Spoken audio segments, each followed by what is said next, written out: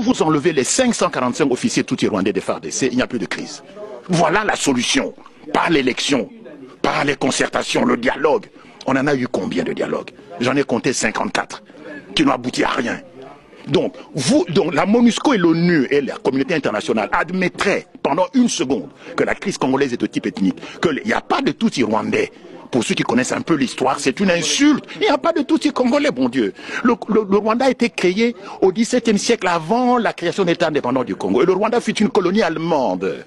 Les Allemands n'auraient jamais laissé le roi Léopold II s'emparer des populations Tutsi rwandais, n'est-ce pas? Donc, les Tutsis sont au Rwanda, qu'ils rentrent au Rwanda.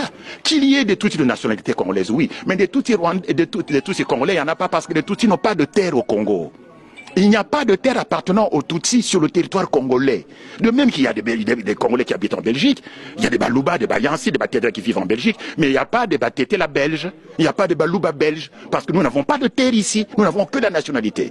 Qu'il y ait des Tutsis qui ont acquis la nationalité congolaise, d'accord, mais ils n'ont pas de terre ancestrale.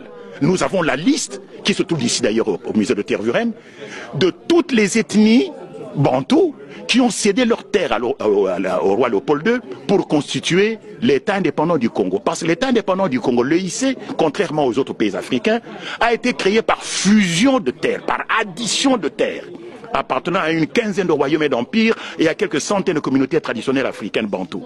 Alors que les autres États africains, les autres colonies africaines ont été créés par division. Nous, c'est par fusion, par addition des terres. Et quand vous regardez les gens dont on a additionné les terres, il n'y a pas de terre de Bami Tutsi rwandais. Il n'y en a pas. Et donc, ceux qui prétendent, les gens qui écrivent ici dans les médias, il y a une consoeur journaliste du soir qui parlait de Banyamulenge et des Tutsis congolais. Mais c'est du n'importe quoi. Madame Cross. Je ne cite pas de nom, c'est même pas elle là d'ailleurs. Il y en a même une qui est beaucoup plus âgée qu'elle, qui raconte n'importe quoi sur... Je vois oui, bien sûr. Donc, il n'y a pas de Tutsis congolais.